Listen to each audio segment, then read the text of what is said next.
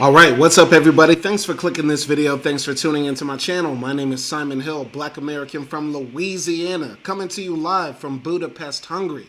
Today is August 15th, 2025, about 2:40 p.m. where I'm at right now, and we are continuing our 13th book in our Book to React series. This is episode 20, the big 2-0 of Black Bolshevik, Autobiography of an Afro-American Communist, written by this fabulous man right here, Harry Haywood Hall. Haywood Hall, however you want to call him. Harry was his nickname, as you know. We've been tearing away bit by bit at this book for the past few weeks. This is a part of our summer reading series where we're trying to get in as many pages as we can before it's back to school season, before people come off vacation, all that good stuff. Hopefully you did some summer reading as well, and if you didn't do any reading by yourself, maybe you enjoyed these episodes of these series as we've been knocking down, chopping away at this very voluminous book that's over 700 pages. 700 pages, but we are knocking it out. I was just telling my wife the other day, this is probably the second longest book I've ever read in my life after Nelson Mandela's Long Walk to Freedom. So this is a gargantuan task. Nobody else has done this on YouTube. Nobody else I know of has done an audio recording of this book, and hopefully this goes down as something that is helpful to people, helpful towards the cause of socialism, helpful towards bringing enlightenment and education to a next generation of revolutionaries and activists, etc., etc. You can find this book for free at libcom.org. Just scroll down right here, click the attachment, and get that PDF. You can also easily find it on Marxist.com for free. Download it, add it to your collection. If you don't like my read it your goddamn self. And if you want that physical copy, it's going to cost you about, the average amount of rent out here in Budapest, Hungary. It's about 640 pounds, sir. 640 British pounds to get a hardcover of this book. When we first started this series, there was a paperback version of this book available. I'm not sure if there was one or two, but they've sold out. So hopefully I helped somebody discover this book, buy it, add it to their collection, or hopefully I got on the radar of the FBI and CIA trying to target the next generation of communists and leftists, and they're trying to get rid of all the material out there that would motivate and educate our next revolutionaries and Marxists. Anyway, continuing here. Once again, we only have about 4 more chapters left. Today we're going to be reading chapter 18, The Spanish Civil War, A Call to Arms. And then after that, we have chapters 19, World War II and the Merchant Marines, 20, Browder's Treachery, 21, A Party Weekend from Within, and 22, Revisionism Takes Command. In the previous chapter that we read in our last episode, Chicago Against War and Fascism, Harry Haywood was talking about his time organizing in Chicago with different various groups, not just the Communist Party, but helping people organize against, getting evicted. When there were many unemployed people, he was trying to fight for them. He talked about his vicious beatings from police, how the police were working openly with fascist regimes, getting gifts from Mussolini. Yes, the American police were fascist, if that surprises you or not. And we're going to be reading here about what I think will probably be the most interesting chapter, the Spanish Civil War, because I didn't know that Harry Haywood went out to Spain to actually kill a few fascists, which we should all try to aspire for in our lives. But we're going to be picking up here, chapter 18, the Spanish Civil War. We're going to read all of it. It's about 23 pages, and then we're going to call it a day. So we're going to be reading from page 441 to page 467, and then call it a wrap. I will be reading all the comments in the comments section. So if you got something to say it with your chest. And let's go. The Spanish Civil War, A Call to Arms. This landscape, buried after a battle. Keep it hidden, my knees, more hidden than these refugee lands. Never let go of it, my eyes, until you say the names. Make the wounds. Keep it, my blood. Keep this taste of shadows, so there can be no forgetting. Pablo Neruda. Now, Pablo Neruda, from what I know, is a Chilean poet. And he's like the national poet of Chile, like his face is on the money. Very interesting that he would quote Pablo Neruda, if that is the right person who I'm thinking of. I don't know if Pablo Neruda was an anti-fascist or just a liberal nationalist, but still, interesting poem talking about, fighting for land, dying for a cause and saying that the land is, more important than life. It's something that most people tend to believe in. Anyway, continuing here. Why did I go to Spain? For me, as a communist, Spain was the next logical step. Franco's rebellion in mid-1936 sparked a civil war which became a focal point of the worldwide struggle to halt fascism and prevent World War II. The generals' rebellion against the Spanish People's Front government was backed by Hitler and Mussolini, who poured in troops, tanks, planes, and supplies in an attempt to topple the progressive Republican government. The Spanish Civil War was a part of the worldwide drive for fascism. Spain had become the next item on their agenda, after North China and Ethiopia. The Soviet Union called for collective action to stop the aggression in Spain, but the Western capitalist democracies responded with the so-called Non-Intervention Pact, which allowed Hitler and Mussolini to flood men and munitions into Spain, while the US, France, and Great Britain refused to sell war supplies to either side. Betrayed by these appeasement policies, the Spanish loyalist forces faced 7-1 odds in equipment and materials. Fascist atrocities shocked the world as the Nazis used Spain as a testing ground for new weapons. On April 26, 1937, the small village of Guernica in the Basque province of Vizcaya was bombed by German planes from about 4:30 in the afternoon until 8 at night. The population was strafed by machine guns as they fled, and 1,654 people were killed, 889 wounded. Communist parties throughout the world rallied to the defense of Republican Spain and organized the international brigades, made up of communist and other anti-fascist fighters, to answer the fascist aggression.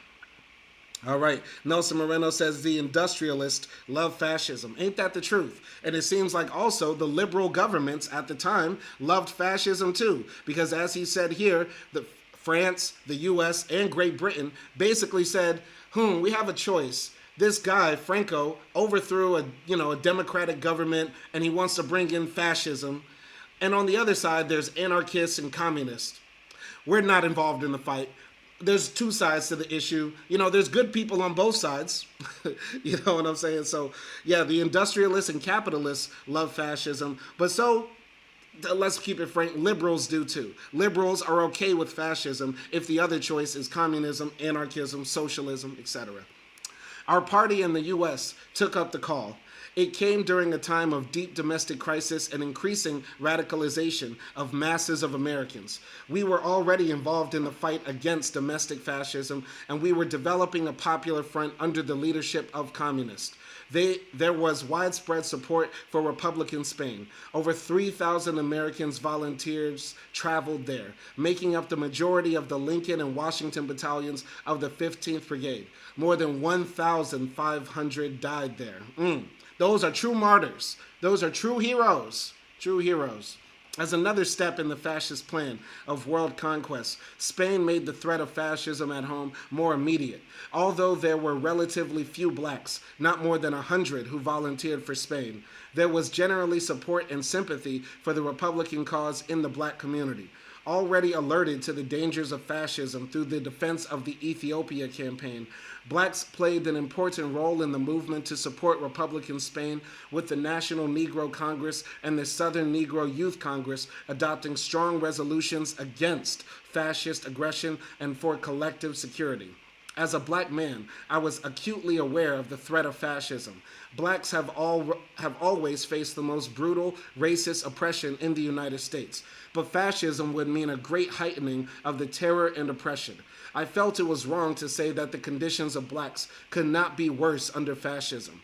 It was through this understanding that I felt the strongest solidarity with the Spanish people. I was eager to go to Spain. We had carried on an active recruiting campaign for the brigade. Many of my co-workers in Chicago had volunteered. Oliver Law, Tom Trent, Oscar Hunter, and others. Also, I felt it would afford me the opportunity to learn many lessons in revolutionary struggle, which would be invaluable for our party and my people. Finally, I felt the presence of black communists in Spain would help emphasize the solidarity between the Afro-American and Spanish people in the struggle against fascism. I was reminded of this later on in Madrid when Bob Miner introduced me to La Pasionaria, Dolores Ibarruri, the great woman communist leader who embodied the whole sentiment of the Spanish people's struggle. She was happy to see me and related how impressed she had been when she had watched the parade of the International Brigade through Valencia on the way to the Aragon front. Leading them was a handsome black youth carrying the American flag. How remarkable that black people, so oppressed themselves, see the relation of our struggles and are here to join us, she said. What happened to that young man? That was Milton Herndon, Angelo's brother, I replied. He was killed a few days later on the Aragon front. My God, so many traumatic and dramatic moments in this book. And this is the thing, Harry Haywood Hall saw so much death in his life, but he was also a man not afraid to bust that gun. You feel me? Bust that gun for what you believe in. Because for real, like going over to Spain to fight against literal fascists who are getting arms and weapons from Mussolini and Hitler, you're basically signing up to die. That's like saying, I'm going to go to Gaza to fight for Hamas right now. Like you're basically signing up a death sentence for yourself.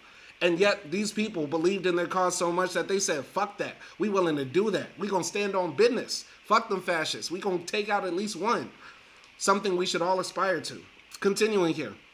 Despite heroic efforts, the Civil War in Spain ended in a tragic defeat for the world's anti-fascist forces.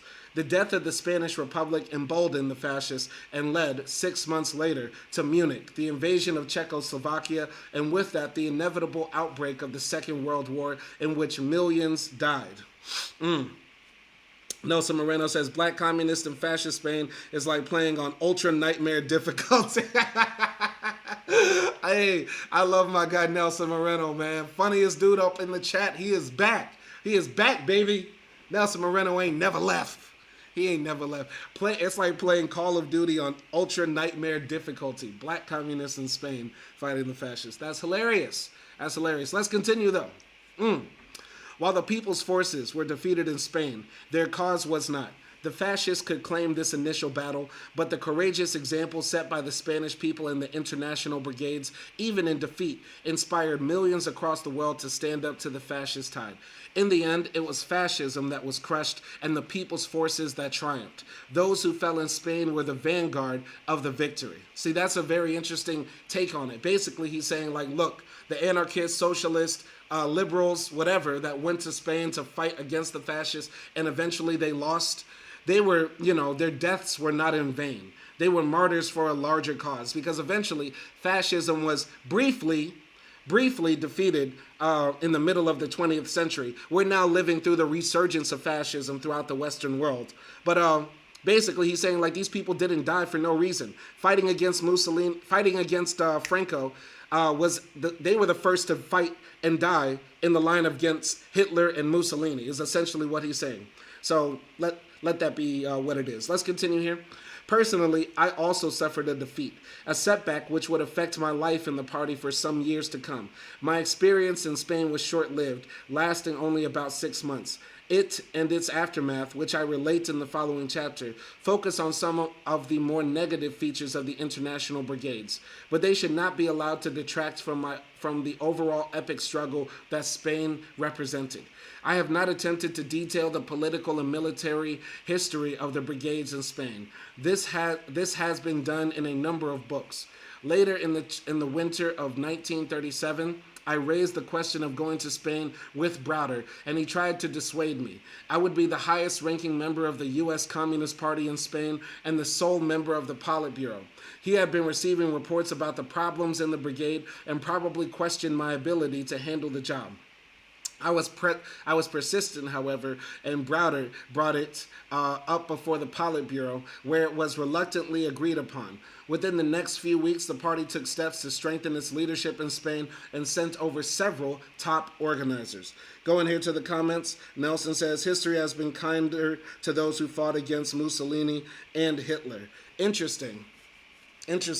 I don't know what you mean by that, Nelson. Are you saying that, people that fought against Hitler and people that fought against Mussolini and Hitler directly, like the Americans, the French, the British, etc., or the partisans in the Balkans and whatnot, history has treated those people kinder than they treated, the people who went to Spain to fight against Franco. Is that what you're trying to say? Explain that more. Continuing here.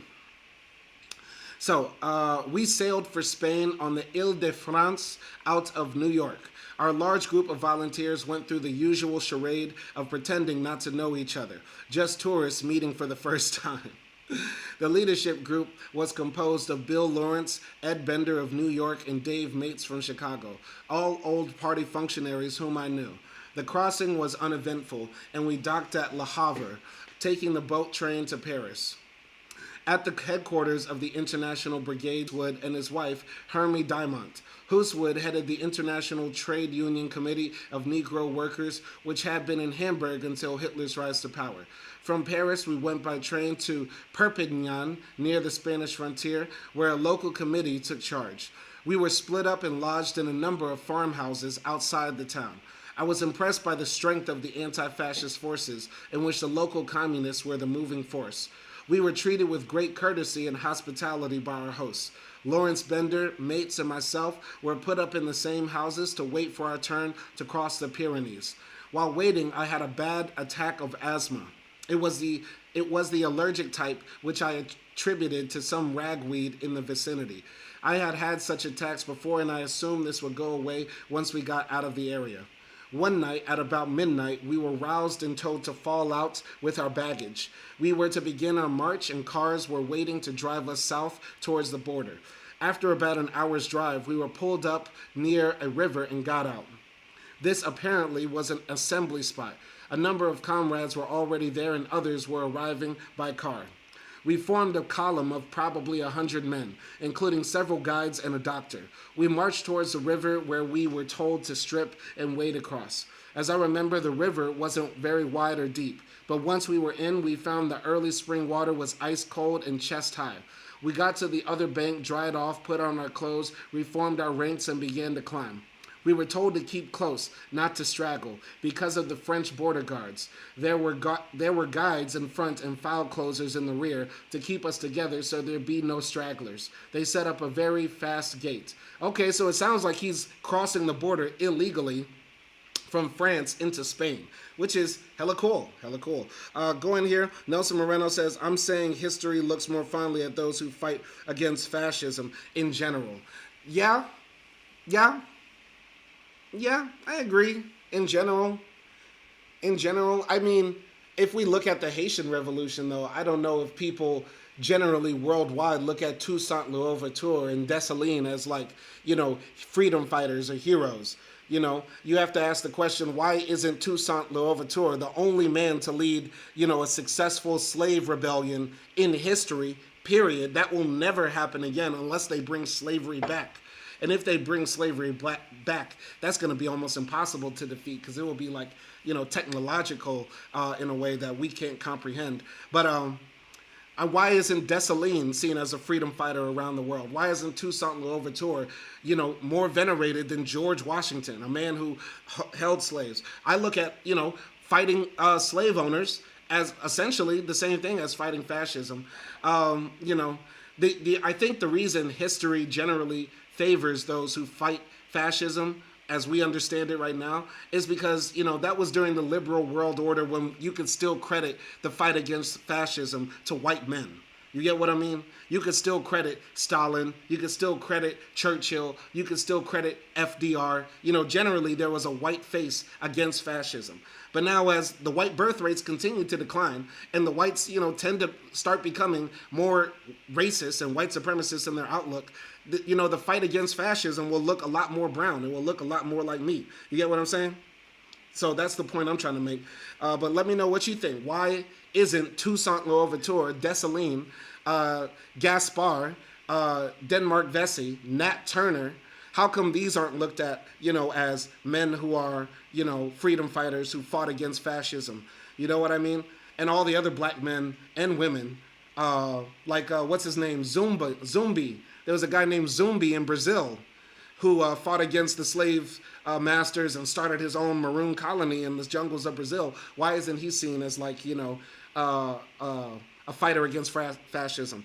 All right, Kareth J is up in the chat. They don't talk about successful black revolutionaries. Shout out to Kareth J, always showing love. We're going to wrap up this chapter very soon, but let's continue as Harry Haywood Hall is talking about his time, in Spain fighting against the fascists. Okay? Nelson Moreno says, it's because no one cares about Haiti worldwide. Maybe if something like that successful happened in the UK, who knows? That's a good point. I mean, people don't even think the Haitians are human, right? The whole world laughed last year when Donald Trump made a joke saying Haitians eat cats and dogs. And all the people in the world laughed as if that wasn't one of the most racist things that a person could say about a group of people. Because generally the Haitians aren't even, considered as a part of the, human community, the worldwide community of nations or people that deserve respect. You get what I'm saying? I brought that up in my sociology class, and I said last year Donald Trump made a joke at black people's expense. I said, he said black people eat cats and dogs, and everybody laughed again. You get what I'm saying? So yeah, Nelson, that's a good point. Most people, don't care about Haiti. So yeah, continuing here. So we walked quietly, climbing steadily for a couple of hours. My asthma was bothering me, and I had difficulty breathing and found it hard to keep up with the column. It got worse, and I finally fell to the ground completely out of breath. The column stopped. Two of the young men who were our file closers rushed forward. One stuck a pistol in my side as I lay there, saying, "Get up, you bastard. You volunteered. It's too late to change your mind." I knew what was on his mind. He was afraid that stragglers might disclose the secret trails to the French border guards who were carrying out the orders of Premier Blum's non-interventionist French government to close off the borders. My comrades immediately interceded, asserting that they knew me and that I was an important anti-fascist leader and that I must really be ill and wasn't faking. They called the doctor over and he checked me over with his stethoscope. He said, yes, this man can't go any further. To do so might cause irreparable damage to his heart. What to do? The summit and the frontier were a couple of hours away. One of the guides, an elderly man, pointed to a hut on the mountainside, a short distance from the trail. He said it was vacant and suggested I should stay there, rest up, and come over in the morning. One of my comrades said someone should stay with me. The old man volunteered. The column reformed and marched away, leaving me with the old man. I felt ashamed and somewhat humiliated at not being able to make it over the mountains. I had been in a fairly good health ever since I had left the army, but I thought to myself I was getting old. I was 39 and no mountain climber. All right.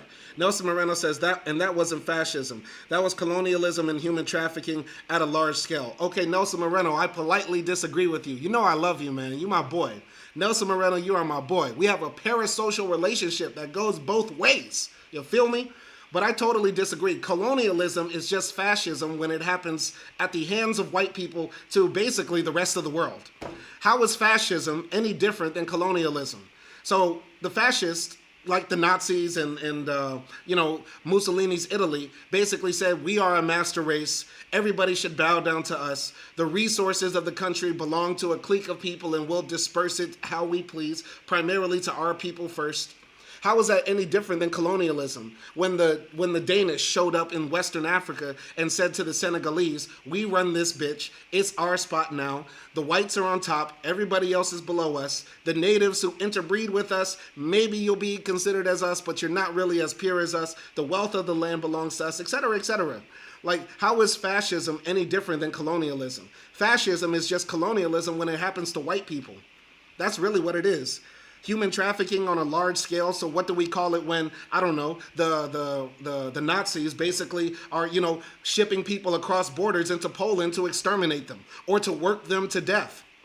As we know, the Nazis didn't just, gas people and put them into ovens and stuff like that. They had literal Jews as slaves working in their war machine factories. So I politely disagree with you, Nelson. Like, colonialism is fascism when it happens to the colored people, the brown people, the melanated people of the earth, however you want to frame it, at the hands of Europeans.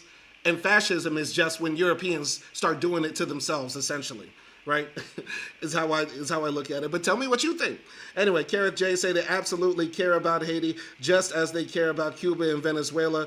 That's why Haiti was the first country to endure sanctions, followed by international debt burdens hampering development. Read Walter Rodney for a brilliant exegesis. Great point, Simon, about equivalency of fascism and colonialism. Yeah. So Gareth J is dropping knowledge as well. They cared about Haiti in the sense that they wanted to make Haiti an example. The same way they wanted to make Cuba an example and Venezuela an example. The only way socialist countries have been able to, flourish and succeed is if they're very, very far away from the capitalist influences of the world or the anti-communist forces of the world. So, for example, Vietnam has essentially the same government as Cuba, but Cuba is too close to America to be successful. We can't have a successful communist country right at the doorstep of America, only 90 kilometers away from Florida. No, we can't have that. Make sure that they suffer and pay, and we have to treat them. Basically, Cuba is America's Gaza. You know what I mean? We starve those people in Cuba the same way we're trying to starve the people in Venezuela. Meanwhile, America signs trade deals and does big business with Vietnam and China and Laos and all the other socialist and communist countries in name. You get what I'm saying? But Finder 407 says huge difference. Well, point that out, Finder. Let me know what you think. You're saying huge difference, but what point are you trying to make? Anyway, let's continue here. So, what to do? The summit and the frontier were a couple of hours away. One of the guides, an elderly man, pointed to a hut on the mountainside, a short distance from the trail. He said it was vacant and suggested I should stay there, rest up, and come over in the morning. One of my comrades said someone should stay with me. The old man volunteered. The column reformed and marched away, leaving me with the old man. I felt ashamed and somewhat humiliated at not being able to make it over the mountains. I had been in fairly good health ever since I had left the army, but I thought to myself I was getting old. I was 39 and no mountain climber. After resting in the road for a few minutes, I told the old man that I felt I could make it to the hut. He looked at me anxiously as if to say, "Can you really go?" He insisted on carrying my pack and helped me to my feet. Leaning on him, I made it to the hut. It was a one-room affair with a cot. I flopped down really fagged. I flopped down really fagged. That's funny. That's funny. See that? There's so many funny sentences. Okay.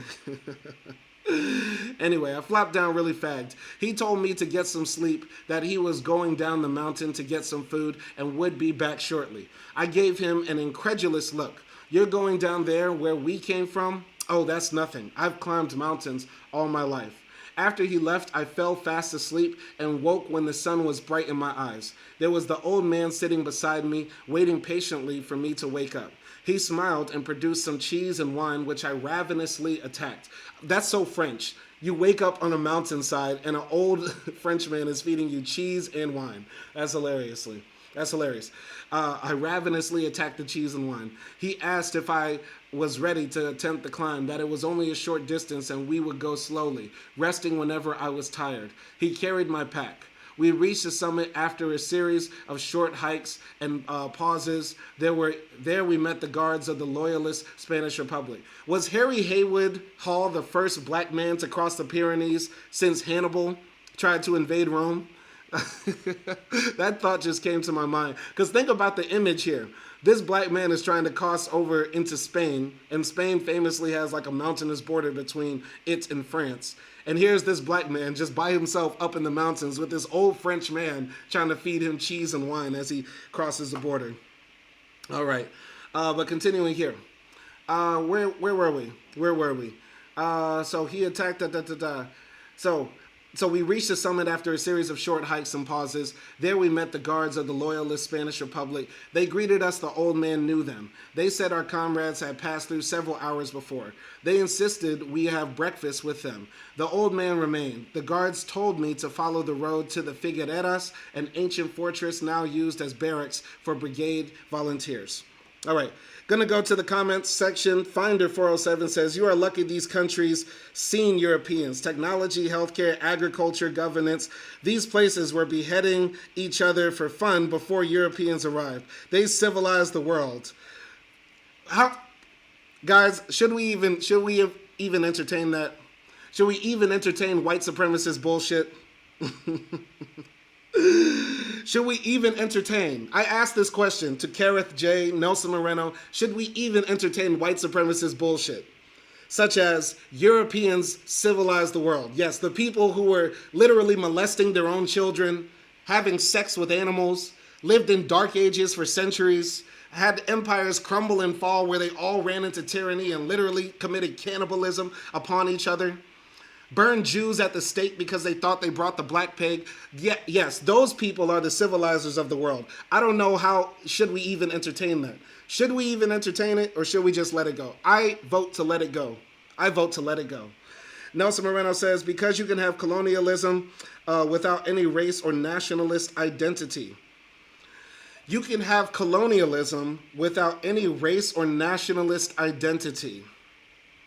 Evident when you see that its existence preceded those two ideas, which are more recent. I kind of disagree with that. I cannot imagine, or I can't think of an example of colonialism done without any national or racial identity tied to it. I can't imagine that. Maybe neo-colonialism, but neo-colonialism is basically capitalist exploitation done on a grand scale internationally. Okay? But I can't, I kind of disagree with that premise. Evident when you see that its existence preceded these two ideas, which are more recent. Where was colonialism before nationalism and racialization created? Explain that. If you're going to go to like antiquity, ancient Greeks and Romans, even they were, spreading their ideas of them as a nation or a culture or a civilization to far-flung reaches of the world, if that's what you're going to meet. Finder 407 says, there's never been a successful communist country in history, as he types on his Chinese iPhone. As he types on his Chinese iPhone or whittles away on his Vietnamese or Taiwanese made computer with chips from with chips that come from, I don't know, Cambodia or something. He's going to say there's never been no successful communist country in the world with his made from China shirt on. Some of the whites are a disappointment. The whites continue to be a disappointment. Kareth J say, I was waiting for the counter-revolutionaries to show up, and should we entertain them? I say no. Kareth J says, show on the door, would you let someone in your home with mud and dog feces on their shoes? I mean, we'll let them talk. You guys can debate Finder 407. I want Kareth J and Nelson Moreno. You can debate that guy if you want to. I'm just going to probably just ignore him. Anyway, continuing here to Harry Haywood crossing the Pyrenees like Hannibal, but in reverse, go into Spain to fight. So, a truck soon came by and I hopped a ride into Figueras. I met up with my comrades again as they had been detained there to wait for transportation. Worried about my health and the possibility of not being allowed to go to the front, I went to see a doctor. After a thorough examination, he assured me that my health was all right and he saw no reason not to go to the front. The four of us in the leadership group were driven to Barcelona, where we spent the day. During our stay in Barcelona, we spent some time seeing the sights. We walked down the Ramblas de Catalunya. We suddenly stopped and did a double take. It was Bert Wolf. He was startled at seeing us. He had been a leading member and chief lieutenant of the Lovestone Group and had been expelled with Lovestone from the party in 1929. What was he doing here in Spain? We wondered. We recognized each other, exchanged startled looks, and then turned and went our separate ways. We were sure he was up to no good, for he had turned virulently anti-communist. Looking back on it, our suspicion may well have been justified, for only a few weeks later, there was a counter-revolutionary putsch of the POUM, the Trotskyite organization. It was reasonable to assume that Wolf would have made common cause in their struggle against the communists. Interesting. So basically what he's trying to infer is that, in Spain, people who were, Trotskyists, revisionists, anti-communists, who were former communists, came there and started startling up and causing mess from within. You get what I'm saying? All right. Nelson Moreno says, for example, the Vikings practiced colonialism, and at most they identified with local tribe and didn't see themselves as part of a race. I'm not that educated on Viking history, to debate that at all. I don't know how to even counteract that. Was that actual colonialism?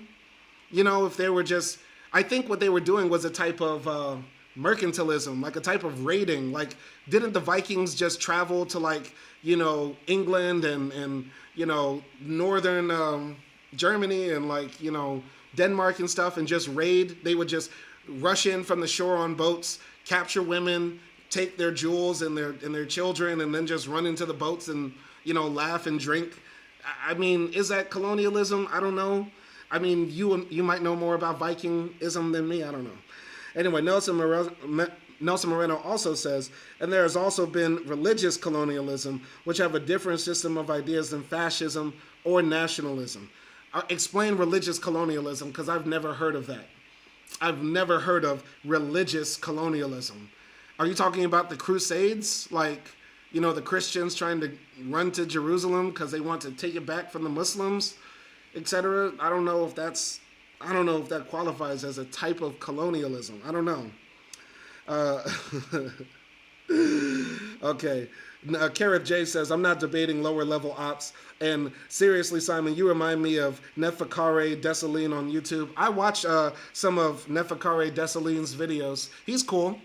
Some of the stuff, I don't like glazing Ibrahim Traore. I'm not a fan of the coup leaders in Africa, and I think that's where I split with Dessalines on YouTube. That's just my opinion. I think, you know, it's important for us to promote, you know, democracies and freedom of speech in Africa as well, not just these despotic regimes, which I view as a type of Afro-fascism. But that's a topic for a different day. Kareth J says, black men doing the kind of re-education campaign that PLO Lumumba does, and that got Nathaniel Yam sanctioned by the EU recently. That's a very good point. All right. Nelson Reynolds says, Simon, the Vikings colonized the whole of England. They were classic colonialists. Is it really colonialism? I don't know. Once again, I'm not that well versed on Viking history. I can't argue this. I don't know, Nelson. I will take what you're saying as right. I just don't know if we could qualify that as a type of colonialism. If anybody else knows about that, let me know how to talk about that, because drop some jewels about Vikings.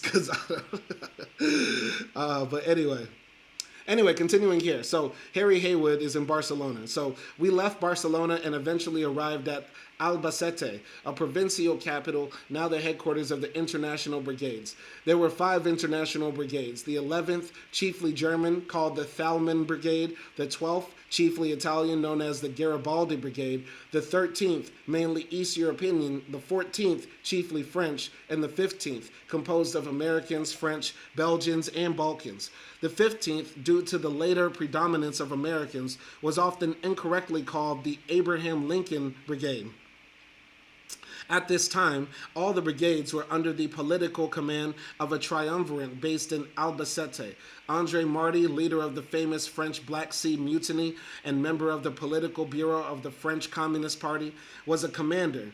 Luigi El Gallo Longo, second in command of the Italian party, was Inspector General. He was later to become Togliatti's successor as party chief, and Giuseppe Di Vittorio was chief political commissar. The General Commissariat, under their leadership, was a multilingual command apparatus in which all nationalities were represented. Lawrence assumed the position as American political commissar of the Albacete base. Bender became his assistant in charge of cadre, and David Mates left Albacete for Tarazona de la Mancha to become political commissar of the Washington Battalion, which was then in training. Even before we left the States, we had heard of the terrible losses suffered by the Americans of the Lincoln Battalion of the 15th Brigade at Jarama. Upon our arrival in Albacete, George Brodowski, the acting American representative, filled us in on the details. The situation was much worse than we had expected. The action of February 27th on the Jarama front resulted in a needless slaughter of American volunteers and their fellow battalion members, the Irish, Canadians, and Cubans. Ill-equipped, largely untrained, and without the promised artillery, air or tank support, they were thrown against an impregnable fascist strongpoint, Pingarron Heights, in their first engagement. Interesting. This attack was carried through on the insistence of General Gal and Lieutenant Colonel Vladimir Kopich, and over the protest of Captain Merriman, the American battalion commander, charging up the hill. The Lincolns were caught in a murderous machine gun crossfire. It was a virtual massacre. It reminds me of Glory. Remember that Denzel movie, Glory? They all charge over the hill, and then next thing you know, they see a Confederate cannon, and they just get blown to smithereens. Crazy. The results were that our battalion, which had entered the lines with 450 men, had 200 killed or wounded, leaving only 250 effective on the line. The casualties included most of the officers. Douglas Secord, second in command, William Henry, commander of the 1st Company, and Adjutant Eamon McGratty were all killed in the attack. Captain Merriman was wounded, as was my old friend and schoolmate, the Englishman Springhill.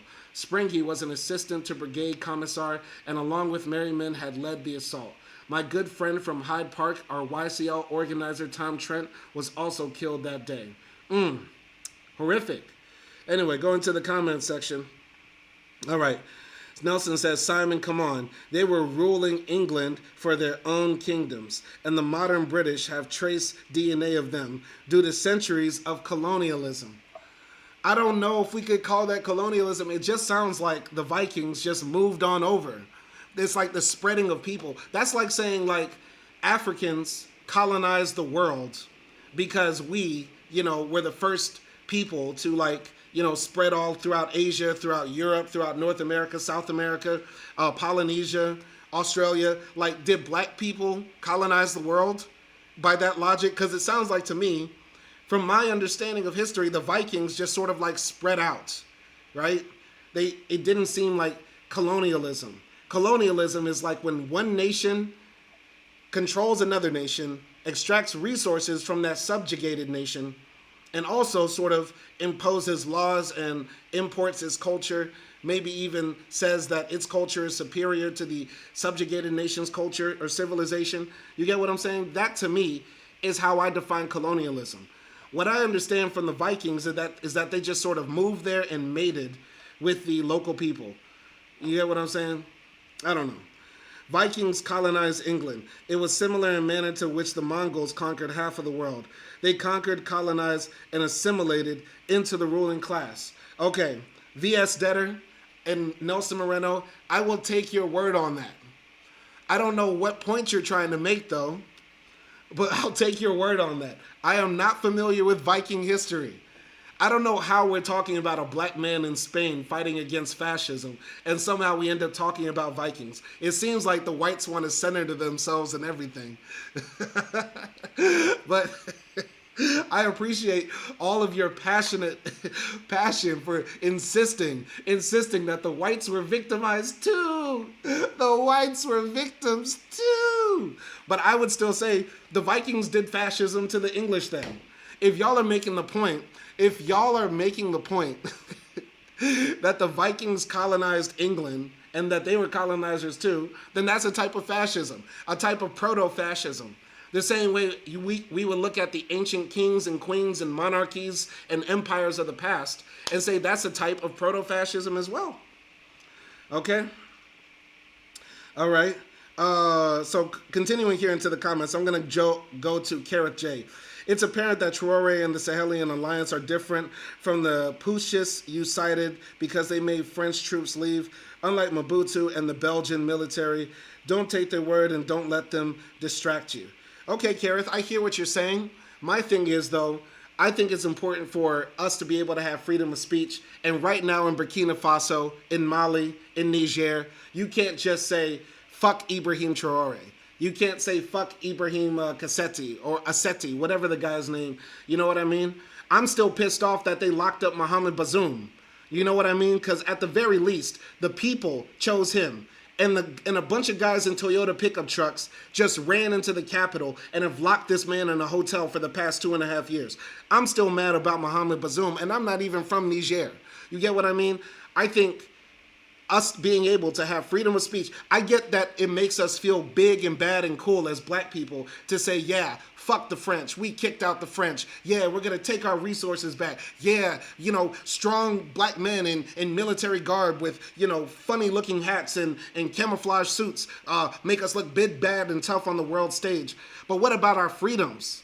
What about the right to criticize the government? What about the right to have a publishing press that is able to say whatever it wants? Right now, I could not be in Burkina Faso and scream at the top of my lungs in the middle of the city center of Ouagadougou and say, fuck Ibrahim Traore. That's not cool. All right? Kareth J says, again, Walter Rodney is helpful. Colonization is the underdevelopment of the other for the benefits of the metropole. Kareth J is dropping jewels. I mean, I think there could be different stages. For example, like in capitalism. Capitalism didn't just, boom, pop up overnight. There were stages to this thing. Of course, there was feudalism, and of course, the prototype of capitalist development. And then we had full-on capitalism. I think colonialism could go through the same stages and things like that. So continuing here. Going here to V.S. Detter, he says, black people explored the world, created culture, imposed it on the region, extracted resources, etc. All the things you describe, fascism and colonialism are deeply distinct. I totally disagree.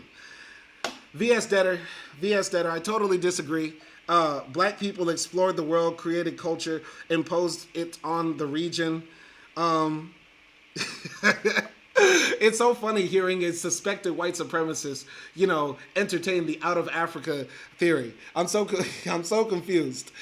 Are the white supremacists now at the point where they're admitting that black people were the first people on the world? So I doubt V.S. Detter before this debate would even argue that black people were the first Europeans. But now he's making this point to say that we are just as bad as white folks, I guess, for colonialism. Okay. Kareth J says, Simon, have you seen or heard of what is happening in D.C.? Yeah, what's happening in D.C. is a type of, explicit, type of fascism that Trump is trying to implement in America. And it's very disturbing. It's very disturbing how, there seems to be a sort of like numbness in America to this sort of thing. Of course, you have political pundits online who make a big fuss about it, and MSNBC is going to make a big fuss about it. But in general, most Americans, because we're so destitute and fighting for crumbs in this system where people are getting poorer and poorer every single year, most people don't even have the time to worry about the erosion of their rights. You get what I'm saying? The state is becoming more and more totalitarian in America. V.S. Detter says, I'm a leftist, not a racist. It's not a moral argument. Okay, V.S. Detter, I apologize. I just get more white supremacists up in my chat than I do actual white leftists. So I apologize for assuming that of you. I apologize for assuming that you were a supposed white supremacist. But I would like to, listen, I have to do some more research about the Vikings and this sort of shit. But once again, guys, we're all gathered here to read about Harry Haywood going to Spain to kill fascists. Why are we centering Vikings in our discussion? Y'all got me all out of whack. Last comment I'm going to read. Nelson Moreno says, for example, in Sri Lanka in the 3rd century, the rulers tied Buddhism to royal authority, using the religion in campaigns against kingdoms, framing their expansion as protection of Buddhist ideas. Okay, but that just sounds like a kingdom, using religion to justify a war or an invasion. I think, as Kareth J said, colonialism is about extracting resources from a place for an extended period of time, and also tied to nationalism and colonialism, nationalism and racialization as well. I think these are all examples of a type of proto-fascism, a type of development leading on to the development of the full-on colonialism that we witnessed throughout the 17th, 18th, and 19th centuries, and going into the 20th century as well. But I just wanted to, I see where y'all are coming from. I'm just not that. This is why we read books on stream. We're trying to learn together, guys. Y'all are hitting me with all sorts of stuff. Buddhist and Vikings and everything. Anyway, I'm going to continue here. So, continuing here. The result was that our battalion, which had entered the lines with 450 men, had 200 killed or wounded, leaving only 250 effectives on the line. The casualties included most of the officers. Douglas Secord, second in command, William Henry, commander of the 1st Company, and Adjutant Eamon McGrotty were all killed in the attack. Captain Merriman was wounded, as was my old friend and schoolmate, the Englishman Springhall. Once again, so sad to hear how, so many of Harry's friends died, man. He's witnessed so many people lose their lives for the cause. For the cause, for real. Let me just plug this in real quick. I need some light on me. I'm a dark-skinned brother, man. I need that light for real. Okay. All right, hopefully that helps. Hopefully y'all can see me better. All right, cool. All right. Springy was an assistant to a brigade commissar and along with Merriman had led the assault. My good friend from Hyde Park, our YCL organizer Tom Trent, was also killed that day. Sad. The responsibility for this crime lay with General Gow, division commander, and Kopik, the brigade commander. Their incompetence was exposed further when it was later learned that a little further down the line there were ill-defended enemy positions where a breakthrough could have been made. Despite the handicaps and bungling by the brigade and division commands, the Lincolns fought with great heroism and determination. The international brigades played an important role in halting the fascist offensive aimed at cutting the Madrid to Valencia road, the life artery of Republican Spain, and thwarted their efforts to encircle the capital. After a few days in Albacete, I left for the front, accompanied by Lawrence and Bender. Our front lines were situated along the crest of a hill which rose in a gentle slope from the Morato Road, about a kilometer away. About a halfway up sat a small Spanish villa, which was used as brigade headquarters. Entering the villa, we met Lieutenant Colonel Kopik. Much to my surprise, I recognized him as Shenko, an old Lenin school student from the Slav language group. He had been 1 year ahead of me, and so I had known him only slightly. He seemed genuinely pleased that I was the brigade's new adjutant and political commissar, and embraced me warmly. I learned that he had been an officer in the Austro-Hungarian army and had received some Red Army training. He spoke English fluently. He introduced us to the members of the staff. There was Colonel Hans Kloss, Chief of Staff, a former Imperial German Army officer, George Aitken, Brigade Political Commissar, my direct superior and a Scottish veteran of Passchendaele, the World War I Holocaust of British and Canadian troops, Major Alan Johnson, on leave from the U.S. Army and the highest-ranking Army officer in Spain. He had come to the brigade after the February 27th disaster, and Lieutenant George Wattis, former British officer and now in charge of Brigade Staff Mess. Interesting. So there's some real military men up in this thing. I didn't know that. I really thought, the people that went to go fight in Spain were just, impassioned, people who were, members of their respective leftist parties in their countries. Continuing here. Nelson Moreno says, colonialism is a method of expansion. Fascism is an ideology of governance. One can be fascist but not colonialist. So logically, they can't be the same thing. But within colonialism, there is a form of governance. You can't the British didn't just show up in Nigeria and said, okay, we run this now. They set up a system. They set up a culture. They set up a society that was all around the idea of British national superiority and British or white racial superiority. So I don't get, just saying colonialism is expansion is just as much saying, sex is about love or sex is about lust. You know what I mean? That's just general. Sex is about biological things. It's about psychological things. It's about, so many other things. Just saying colonialism is just about expansion. There is no sort of colonialism without governance. And that governance is inherently fascist in quality and nature. V.S. Detter says, I agree mostly with this difference, but I think fascism also requires a specific set of cultural phenomena, not extreme authority. I totally disagree. What sort of cultural phenomena do you need? Okay, come on, Simon. Stay on message. I'm sorry, Kareth. I'm sorry. Let me continue here. Kopik took me aside to give me his account on February 27th. According to him, the attack on Pingarron Heights was necessary and had to be carried out as General Gao had ordered. Of course, it was difficult for the American volunteers to understand. After all, they were no soldiers, he said, but only raw recruits without training, pampered by easy living in the States and unprepared for the rigors of battle. He reminded me that it takes time to make a soldier. We all took a drubbing that day. The Americans were nothing special. I listened, growing angry at his disparaging remarks. Of course, all of this was true, but it still didn't explain the suicidal assault on Pingarron. These volunteers were not the do-or-die type. They were political soldiers, ideologically committed, and they knew who was responsible.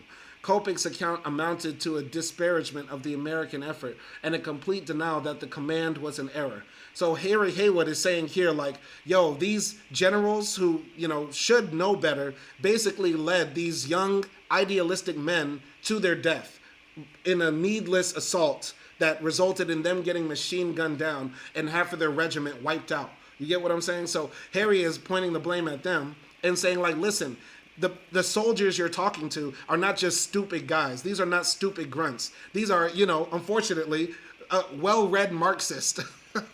You have well-read Marxists in your regiment, so they're not just gonna be, led astray and just led to slaughter like you could if you were commanding a regiment in the British Army. You get what I'm saying? Okay. Kareth J is telling me, debating how many angles can fit on the head of a pin. Okay. Okay. All right. I'll let V.S. Detter have the final word. He says, this is to make the point that colonial and fascism, which often are overlapping, are not the same. I'll let y'all have the last word. I give up. I wave the white flag. We went up to the trenches to meet the men. I was struck by their youth. Many were young communist leaguers, and I recognized only a few. Among those I knew was Oliver Law, a former Chicago comrade, head of the Southside ILD and one of the several American volunteers with military training. Law was a veteran of the 24th Infantry, a black regiment, and was now commander of the Lincoln Machine Gun Company. He had been an important member of our Southside leadership. I remember him running the police gauntlet at the 48th Street precinct during the Ethiopia demonstration. He had been a victim of Red Squad sadism during the unemployed struggles in the early 30s when he was beaten up and deliberately kicked in the groin. It seemed right and logical that Oliver should be in the front lines in Spain. Shout out to Oliver. That's a young soldier, young shooter. Nelson, stop it. Nelson says, Simon, let's say I colonize Mars, me and a few people. It's a democracy. Am I a fascist? No, you're a Martian. I can't. I can't with y'all. I can't. I'm sorry. You're a Martian. We are not the same. I am a Martian. Okay. All right. I was happy to see that he had survived the February 27th ordeal, but saddened when he told me that the young Irishman, Tom Trent, was among those who had perished in battle that day. I also met Martin Hurahan, battalion commander, a former regular Army cavalryman, teacher, seaman, and trade union leader. The fellows were happy to meet us and glad the U.S. Party now had some leading members in Spain. In hopes that we could be of some help, they poured forth their complaints. They were beefs concerning poor equipment, food, and clothing. They suspected some of these problems arose with the Spanish premier, Largo Caballero. Rumor had it that the international brigades were being discriminated against in terms of the limited amount of equipment available because Caballero, a right-wing socialist, hated the communists. But the men's bitterest complaints were directed at the brutal incompetence and irresponsibility of Kopik and Gao. The men had absolutely no faith in their leadership and were particularly angered by the fact that they had no relief in 4 months.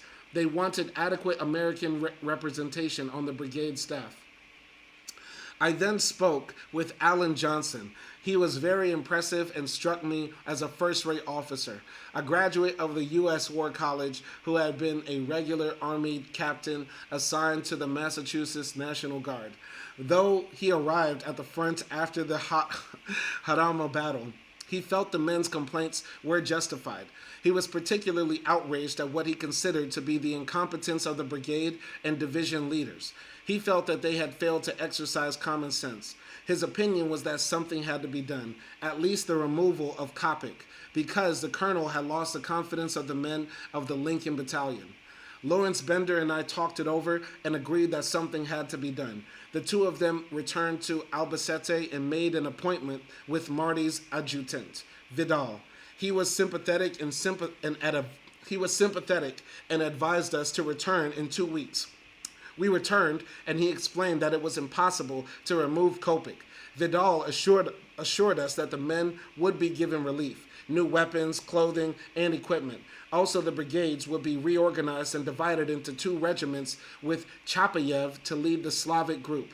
He then asked who we thought should lead the English-speaking battalions. I answered him immediately. John Cunningham was my choice, a well-respected rank-and-file leader. Johnson probably would have been our first choice, but he had left Spain on a special mission to procure weapons for the Loyalist government and was not to return until September.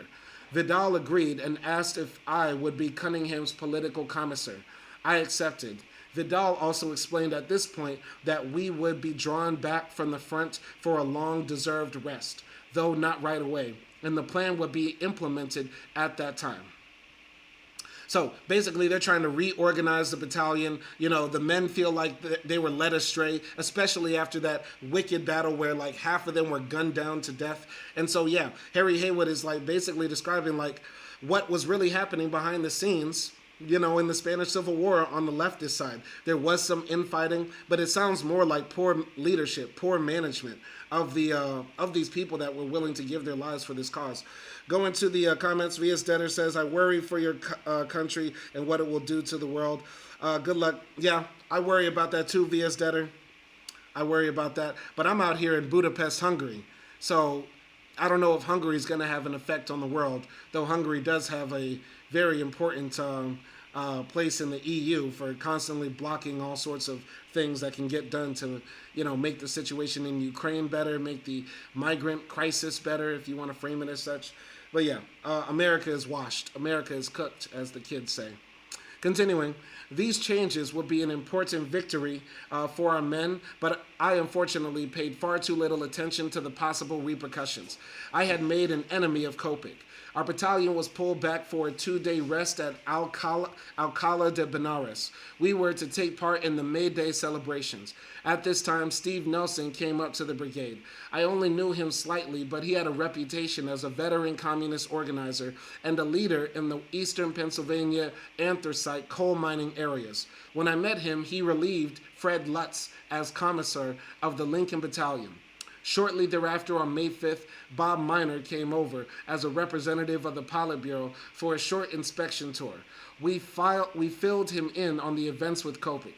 He spoke to the men on the May 3rd attempted coup of the POUM, criticizing Caballero very sharply for his attitude toward the brigades, and left a new Dodge for my use. Okay, gave him a car, gave him a whip. Okay.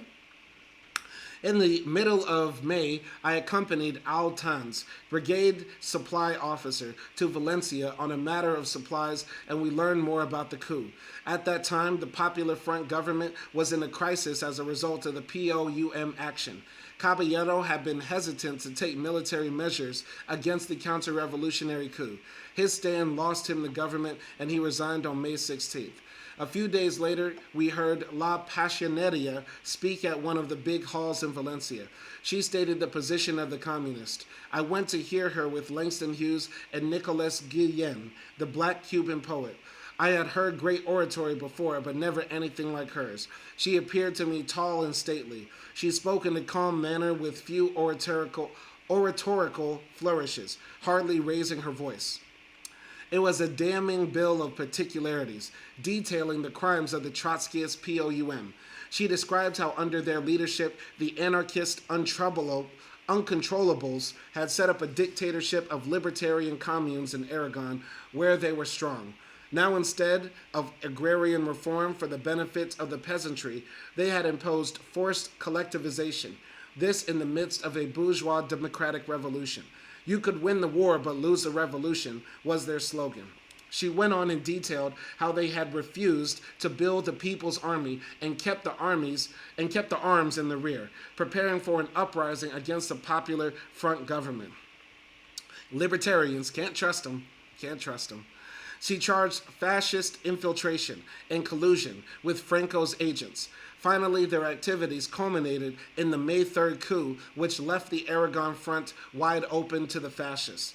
Although I knew very little Spanish, I felt I could understand every word. Of course, I was acquainted with the subject, and that helped. La Passioneta spoke eloquently, holding the audience in rapt attention for 45 minutes. She built it up slowly and carefully, point by point, to the end of her speech. Lowering her voice, she asked, "What are you going to do with such people?" Pandemonium then broke out in the hall. "Kill them! Shoot them!" I had never seen such a demonstration. Okay, she was turned up. So, Simon, do you admit that I was victorious? Yes, Nelson Moreno, you conquered Mars. You are the king of Mars. You are the top big dick Martian. You're number one Martian. You got it. You win. Okay? The meeting broke down spontaneously into a whole number of small meetings throughout the hall.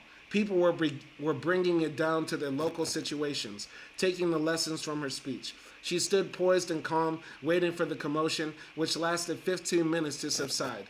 And then a unanimous resolution of support for her and the Central Committee of the Spanish Communist Party was passed. I returned to the front and pursued my duties as Deputy Brigade Commissar. A political commissar's main job was to inspire morale and the highest spirit of discipline and loyalty among the men for the Republican cause. A crucial task was to establish a mutual confidence and close comradeship between officers and men. It was not a militaristic discipline, but rather one based on the conscious realization that the interests of the people and the army were one. Our duties required keeping the men fully informed as to the progress of the war and our current military objectives. Our work extended to the smallest detail that contributed to the physical and mental well-being of the men: food, clothing, supplies, mail, rest, and leisure. Our jobs were an integral part of the brigade command structure. Political officers held parallel rank with the military command, and all orders to the troops needed the signature of both. The responsibilities and difficulties of the job were tremendous, and we could not always live up to them. Our 15th Brigade Commissariat was under the direction of Aitken. We published a daily memo about our fight in English and Spanish. There was also a larger periodical, The Volunteer for Liberty, which was published in French, German, Italian, Polish, and English. We used sound trucks for propaganda directed at the fascist troops, calling on them to join the fight against their real enemies. The heroic Frank Ryan, a flamboyant Irish journalist and former officer of the IRA, was assigned to work with us. On one occasion, we drove into Madrid together to check up on the printing of The Volunteer. As we were driving from Gran Via, a main street in Madrid, I realized it was almost deserted. I wondered what was happening. Frank noticed also and exclaimed, "Damn, I didn't realize it was so late. It must be 4 o'clock. Suddenly a shell whistled over our heads and exploded down the street. It was the regular daily shelling that the fascists used to demoralize the valiant citizens of Madrid. The shelling came faithfully every day at 4 o'clock. You could set your watch by it. It came from Mount Garabitis on Casa de Campo and was soon to be the objective of one of our offensives. The men were finally withdrawn for relief to small villages near Madrid.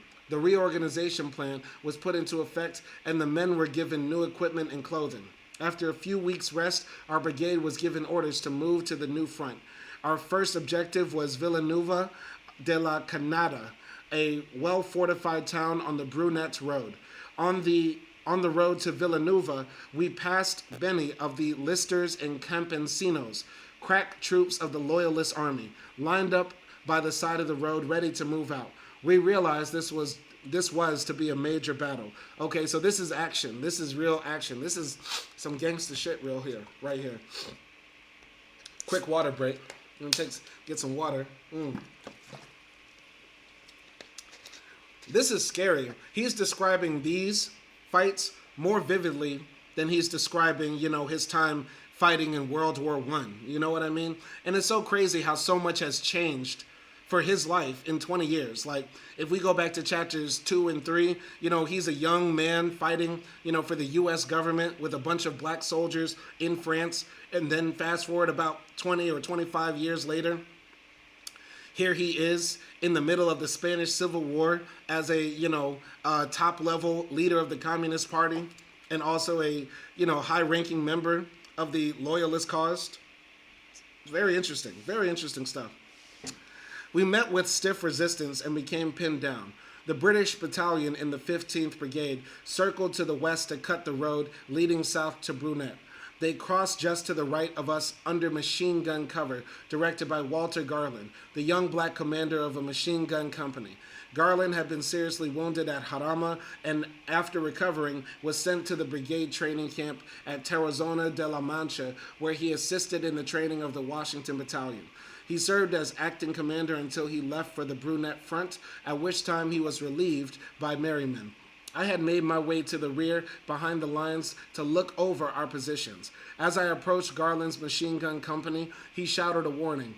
"Get down, Harry. The snipers have a bead on that spot. Captain's trail's just been hit right there." I ducked quickly, getting out of the line of fire, but a young Spanish soldier was not so lucky. Coming up behind me, he was hit and killed. Walter was impressive, directing the very effective cover fire which allowed the British to cross the road. Standing behind his men, much like quarterback barking signals, he would order his gunners into action, the fire pinning down the fascists long enough for the British to make it across.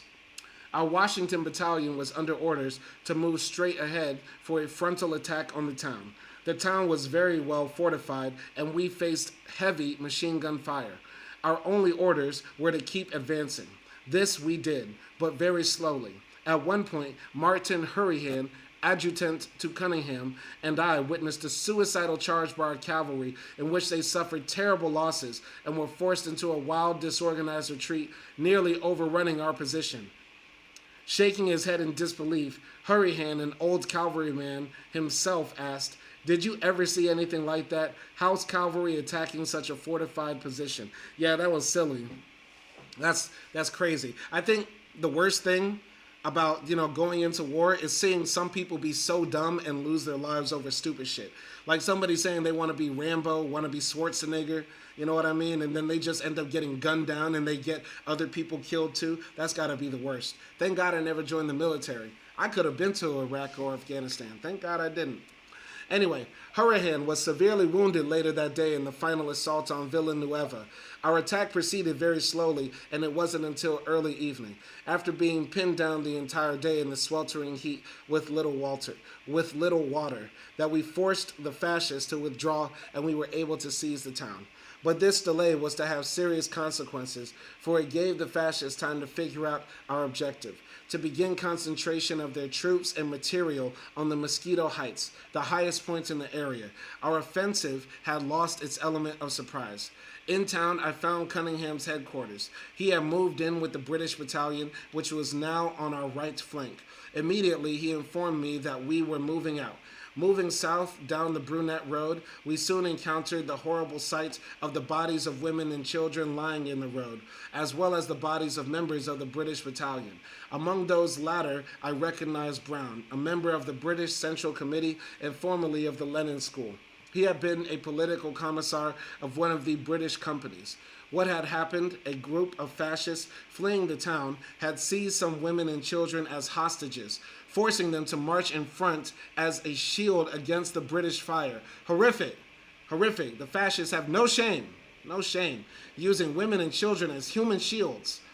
Passing the British, they suddenly opened fire and threw grenades. Shoving the hostages aside, they rushed down the road. The British, caught off guard by the ruse, tried to defend themselves. But to avoid shooting the women and children, they were unable to effectively reply and took many casualties as a number of fascists escaped. We continued to march in the direction of Brunet to our new attack position, avoiding the road as much as possible. Hitler's and Mussolini's planes were already bombing the roads. Towards evening, we halted for the night. Cunningham was called to brigade headquarters to get the plan of action for the next day. At the time, I thought it was strange that I had not been called. Jock returned shortly and unfolded a military map. asking me if I could read it. Having no experience in military map reading, I said no. He abruptly folded the map and marched off without saying another word, apparently having confirmed some derogatory judgment of me. I mention this incident because from that time on, there seemed to be a definite cooling in our relationship. At the time, I wondered if there were any connection between this action and an incident with Nathan earlier that morning. I had been standing roadside waiting for the Washington Battalion to pass so I could fall in with them. Nathan, the chief operations officer for the brigades, marched past. Out of the side of the mouth, he snarled. Out the side of his mouth, he snarled, "You'll get yours."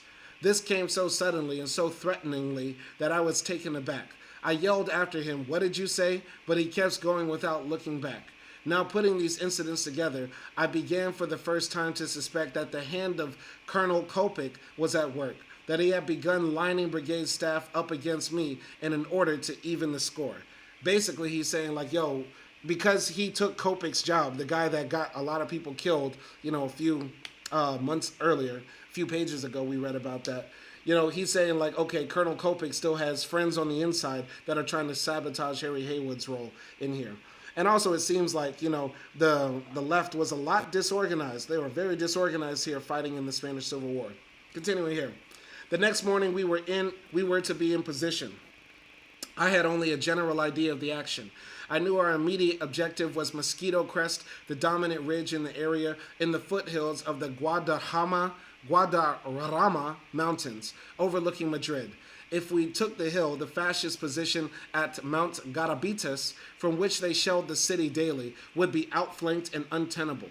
Franco would be forced to abandon his salient, and the siege of Madrid would be lifted. We arose early and were in our attack positions by daylight. In our brigade sector, the British battalion was on the right, where I was. The Franco-Belgian, Spanish, Washington, Lincoln, and Dimitrov battalions were all on our left. At 0 hour, our men charged up the hill with shouts, hurrahs, and vivas, dashing across the Guadarrama River, which at the time of year was practically dry. Under the cover of machine guns, we took the first ridge. By this time, however, the surprise element of the offensive was lost. The enemy was decamped, moving back to the heights beyond. We stood looking east ahead of us. Beyond a series of ridges and probably 3,000 meters away loomed Mosquito Crest, our objective. We established temporary regimental headquarters on the first ridge in a large dugout vacated by the fascists. We established telephone connections with the brigade. Our orders were to continue the attack. After a slight rest, all battalions moved forward in an attack. British on the right, then Washington and Lincoln. Our regimental headquarters were closest to the British positions, and I watched the British battalion, led by its commander Fred Copeman, leader of the naval mutiny of the Enver Gordon, move forward. Jock and I remained in our newly established headquarters as all the battalions moved forward. The brigades came under withering fire from the crest and were forced to withdraw with heavy casualties. It was during this attack that Oliver Law was killed. The men brought back the wounded during a lull following the withdrawal. Oh, so sad. But black men died in Spain, man. Rest in peace to Oliver Law. That's crazy. Rest in peace to Oliver Law. And taking a hill has got to be like one of the scariest things to do. Imagine being a soldier and you look up and the enemy is up on the hill. They got machine guns pointed down at you and your commander says, go. And you got to run up the hill and hopefully survive long enough to make it to the top of the hill to kill the guys who are up there. That's one, like just thinking about that, that's scary as hell. That's scary as hell. I could not imagine doing that. So during the next few days, a number of attacks and probes were made in the direction of the crest. Now seeing what we were up to, the fascists began a massive concentration of troops and weaponry, artillery, and planes, which we enjoyed the first day or two was soon gone. The fascists brought in planes from everywhere. There were swarms of German Heinkels and Italian Kazas that bombed and strafed our ground positions. Flying so low, they showered us with hand grenades from the sky. All this amidst the most murderous heat that I had ever experienced. The sun was a blazing inferno. The Guadarrama River, which the day before had been a trickle, was now completely dry. By now, the food and water problem was acute. The iron rations reserve supplies were running out, and we had lost our rolling kitchens. They had failed to keep up with our advance and were scattered along the road, almost to Madrid, 16 miles away. A main duty of a commissar was to maintain morale. Proper and sufficient food was an important item in this task. With the incessant bombing and the strafing, the whole network of roads between Madrid and the front was disrupted, and supplies were prevented from moving up. I suggested to Jock that I round up the chuck wagons, and he agreed. I then left the headquarters dugout, walked down the hill across the west bank of the river, and found the car Miner had left me at the brigade carpool in the woods. A young lad assigned to me as driver was there, and we drove back in search of the kitchens. On the road, I saw the devastation caused by the bombing. Villages, which were standing when we had passed through on our offensive, were now reduced to rubble, deserted by their surviving inhabitants. The sickeningly sweet stench of death filled the air. The bombing of the roads was so sustained that several times we stopped, abandoned our car, and took refuge in the woods. We finally located some of the kitchens. They had pulled off the road to escape the planes. I remember running across an American mess officer from the Washington Battalion, Sam Kay, who had drawn his whole outfit off the road into the nearby woods. He remained near the road, peering out from a culvert and trying to find directions to our brigade sector. There were several more of the rolling kitchens scattered along the way. I told him to wait until dark and some let up in the heavy enemy bombing, that we would then guide them up to our positions. This is what we did, and we arrived late that night. I spent the remainder of the night with the kitchen crew. In the morning, I crossed the river with a Canadian comrade. We started up the hill to the regimental headquarters. Halfway up, we were halted by an ear-splitting and earth-shaking barrage of enemy artillery. We fled from the road and burrowed ourselves into the earth. We were showered with stones and dust, but miraculously escaped without being harmed. What had happened? The British, attacking east along Bodila Road, ran into the withering fire of fascist artillery massed along the crest, and we were hurled back with heavy losses. Wow. The barrage lasted probably an hour. When the artillery finally stopped, we got up and continued up the hill to regimental headquarters. We found the entrance to the dugout blocked by a number of dead bodies. Among them, I recognized black Canadian commander of our new anti-tank group, Charles Goodfellow. Adjutant commander of the British battalion lay dead in the road, cut down while trying to reach the safety of the dugout. This is horrific. This is the most horrific chapter. This is where we get the most bloodshed. This is sad. We entered to find it crowded with men from the British battalion, those fortunate enough to escape the murderous shelling on the road. They had also dragged in a number of wounded comrades. In the dim light, I saw Ted Allen, a Canadian newspaperman who was covering the Brunette offensive for the Canadian Tribune, the communist paper. Going to Nelson Moreno, he says, I no longer believe that people are racist per se. I believe that racism flows through them like earth shaped by flowing river, if I make sense. Are you saying that society makes people racist? Because I think we all agree on that race is a social construct, and racism is a reaction people have to the social construct that they are trained to believe in, or somehow are deluded into believing in, when they can't find reasons for other things that don't make sense in their worldview. I think that's what we all think, but explain more your ideology, Nelson. Let it be known. Anyway, let us know, Nelson, because you grew up in Portugal. How do they teach about the Spanish Civil War in Portugal? How do they teach about this? And do they cover, that there was one side who were the good guys, but they lost? Or do they say, well, there were good people on both sides? I don't know. And let us know, because I believe in Portugal as well, you had a fascist dictator named Salazar. What was Salazar's relationship with Franco? Because Franco was in power for, 40 years or something like that? I forgot. Anyway, Jock Cunningham was shouting excitedly over the brigade field phone. He hung up, turned, and continued shouting, this time at me. Where the hell have you been? Rounding up the kitchens. You knew that, I said. Fuck the kitchens. You should have been here. I was incensed by his comment and even more by his tone. He was like a British sergeant dressing down a recruit. "You know goddamn well you agreed I should go get the kitchens," I yelled back. We confronted each other a few feet apart. Then Jock unleashed his crowning insult.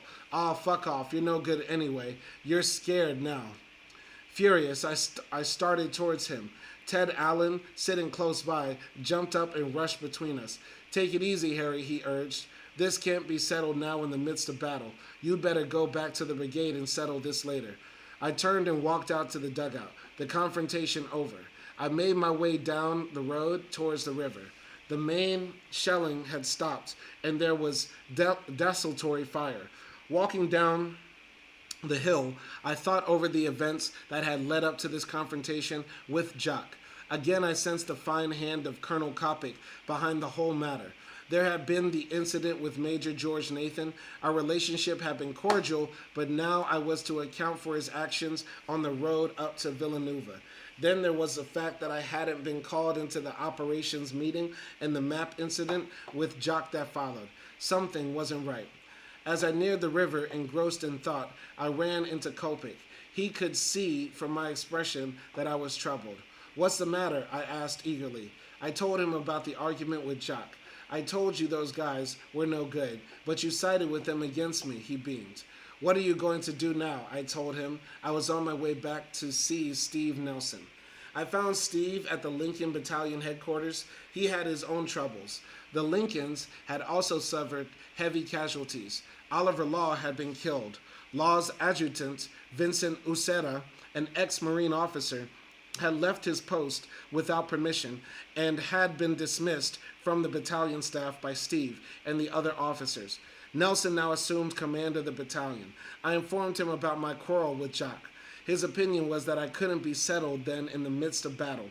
He suggested that I return to Albacete, pick up Lawrence and Bender, and bring them up to the front within the next few days. Then we could find time with leading American comrades at the front to have a meeting on the situation and decide what to do. This made sense. The meeting took place a few days later when the battalion was given rest and drawn back on the other side of the river. Present were Steve Nelson, Mirko Mirkovitz, commander of the Washington Battalion, Dave Mates, 2 or 3 other commanders from the front, Bill Lawrence and George Bender from Albacete, and myself. In the meeting, Steve repeated what he had said earlier. The issue couldn't be settled at that time in the midst of battle. Jock Cunningham, he pointed out, was in effective command of the regiment. Thus, he felt that I should be withdrawn from the front and things worked out later. This was unanimously agreed on. On my own part, I felt it was the only possible decision that could be made under the circumstances. But nevertheless, I didn't like it. I left the front bitter and frustrated, but now I had time to understand how this situation had come about. I had led the fight for improvement for conditions for the Americans and the removal of Coppock. The main responsibility for the February 27th slaughter at Jaramo was Gal's, the division commander. Coppock, however, shared in it as brigade commander and became the main apologist for Gal. Consequently, he was the immediate target for the men's anger. The struggle for changes in the brigade brought about improved conditions, reorganization, and a marked boost in morale. It also meant a loss of prestige for Coppock, even though he remained as commander. Coppock was aware of my role in all of this. At the front, where his power and influence were greatest, he was at last able to move against me. Johnson had been the only American on the brigade staff. When he left the front on a special mission, Nathan took his place. Coppock easily brought Nathan into his inner circle, which, I reasoned, enabled him to clear the way to isolate me in the brigade leadership. My confrontation with Jock was undoubtedly the end result of his effort to regain his lost prestige. Shortly after the meeting at the front, Bob Miner arrived back in Spain, this time as official representative of the CPUSA. I was happy to see him. He listened sympathetically to my side of the story and told me that they heard I was having difficulties. Browder had said that if I couldn't see my way, I should come back home. He agreed that my withdrawal was the only thing that could have been done at that time, and that at some future time it might be possible to work me into some position at the front. In the meantime, he suggested that I might consider taking over as political commissar in Madrid. I rejected this latter proposal, considering it a demotion. By this time, I was already beginning to feel that I was getting the short end of the deal. Rather than go to Madrid, I stayed in Albacete with Lawrence and Bender, accompanying them on their rounds of hospitals, checking up on Americans. Bob Miner took me to Valencia and introduced me to leaders from other countries and from Spain. Going to the comment section, Nelson Moreno says, they don't teach about the Spanish Civil War. That's crazy, because I thought Portugal and Spain were like this, you know what I mean? Thought y'all were like right next to each other, so y'all would know a good deal about each other's history. Nelson Moreno says, I mean that people are conduits, not origin points. People reproduce it unconsciously or through social conditioning. There isn't persons, only systems that believe they are persons. Are you saying each person is a system? Because that gets a bit convoluted right here. If you're saying that there are no true individuals, just people are a collection of different influences and parts and ascribed identities and self-ascribed identities, then I get where you're coming from. I just don't know if I agree 1,000% with that. I don't know if I agree 1,000%, but I get where you're coming from. At least we agree more on this than about Vikings. You mean? But let's say you met a racist Viking, Nelson Moreno. What system is in place for him? What system made him a racist Viking? I'm joking.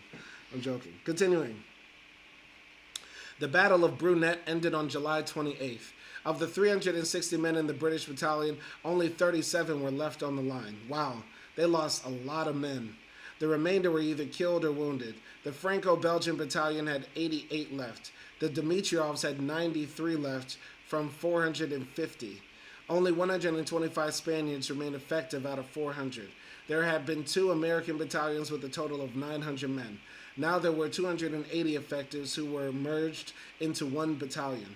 They pulled back to rest in villages near Madrid, the same villages from which they had left for the offensive.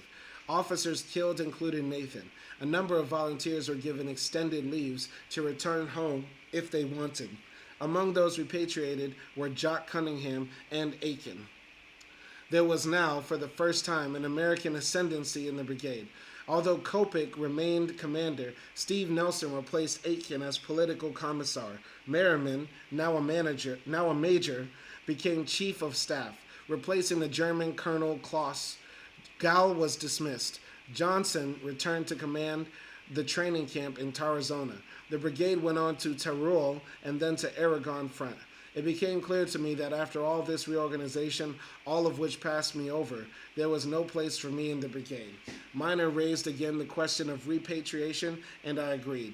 The fighting in Spain continued for nearly 18 months after I left.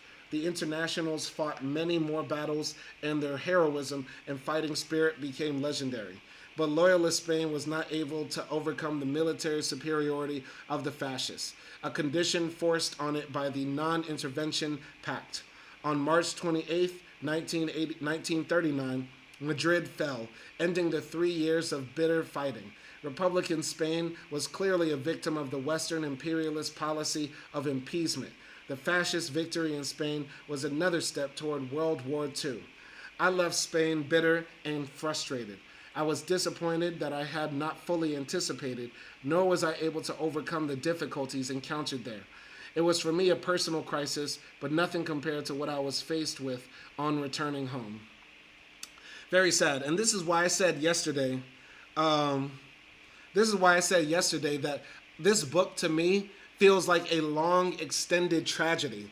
A great tragedy, you know what I mean? Like so much hope in this man's eyes, so much idealism, so much dedication, and yet so many tragedies befall him. Like, you know, the Communist Party sort of walking away from black nationalism as a core tenet of its ideas, the idea that black people have the right to take the land back from the white folks in America and start their own nation if they so choose. That was slowly eroded in the Communist Party's platform. All these movements to organize workers and overcome racism among the proletariat, so many of these movements were derailed. You get what I'm saying? The fight against revisionism, the fight, literally the fight against fascists in the Spanish Civil War. So many things that Harry saw in his lifetime, I feel like were like, tragedies. They were disappointments. They were not failings on his part, but failings from the people around him. You know what I mean? And while he dedicated his life to the struggle, was not as dedicated to itself, if that makes sense. And that's kind of deep. That's what I'm getting. That's what I'm noticing in this book, a sort of type of pattern of what happens around him. And remember, these are his accounts of what he saw. And this is mostly a political autobiography that is meant to influence you rather than to delve deeply into this man's psyche. You know what I mean? Because never once does he say, I was afraid, I was scared, I was horny, I was bored, I was, you know what I mean? Like, the book isn't really about his personal feelings, but we can assume, seeing dead bodies all around you in Spain, you're fighting for your life, and you also have mean girls back at base who want to take your job. You know what I'm saying? It's like so many things in this story, I sort of fill in the blanks and imagine how I would feel in that case. But I'm also noticing a pattern that, in a lot of these situations that Harry finds him in as a part of this movement to, fight for freedom and justice and equality under the banner of communism as he understands it and sees it, so many of the people around him and the movements around him just sort of fall apart. I think another title for this book could have been like Things Slowly Fall Apart. Over your lifetime, you will see things slowly dissipate. You know what I mean? That's what I'm getting as I'm reading this book. And let me know what you think of this book as we continue to knock out the chapters here. We finished all of chapter 18. We're going to read tomorrow, hopefully, and complete all of chapter 19, leaving us with only, 3 chapters remaining after we finish chapter 19. So we're nearing the end of this very long book that's going to go on to pages, quite a few pages actually. So, let me know what you think of this text. Give a shout out to everybody who showed up during this reading. Shout out to Nelson Moreno. Shout out to Kareth J. Shout out to V.S. Detter. Shout out to, who else? Fender 407. And everybody else who's going to watch this in the playback. I appreciate all of you. Kareth J says, they teach about Viking neocolonialism. Ha! And that's got to be comedy. Nelson Moreno says, yes, that's exactly what I'm saying.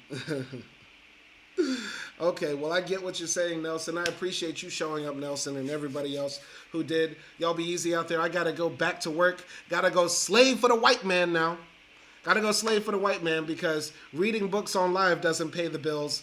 I work as an English teacher, as a writer, and so many other things. I'm also a full-time student as well, so it's not easy paying for these lights, paying this rent, paying for health insurance, paying to be an immigrant out here in Budapest, Hungary. Is hard, man, but we got to go get that money. So I'll catch y'all tomorrow. Y'all be easy out there, and peace. Power to the people.